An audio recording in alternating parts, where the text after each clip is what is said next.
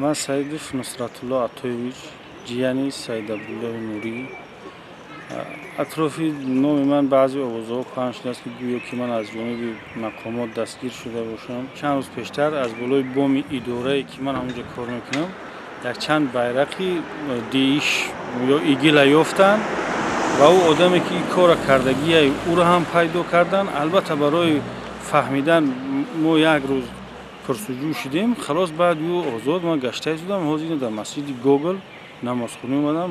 مسجد نما وقتی نماز شام این امروز 19 فوریه ساعتم 6:30 شده است، 6:20. خب گویا که خش تبار من محکم شدن یا که این چیزا نیست.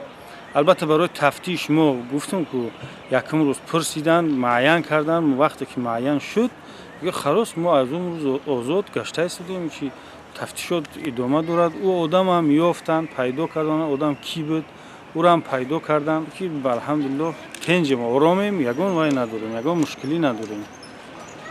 حال حاضر یگان خش تبار من در محکمه نیست، بندی نیست، یگان چی نیست، همه آزاد گشته شدیم، یگان مشکلی نداریم. حاضر من برای خوندن نماز شام اومده شدم در مسجد گوگل. یگان ژورنالیست هم من ندیدم. البته من خوندم، در اون چیزا را من خوندم، لیکن یگان ژورنالیست خطی من صحبت کردگی نیست، یگان ژورنالیست هم ندیدم.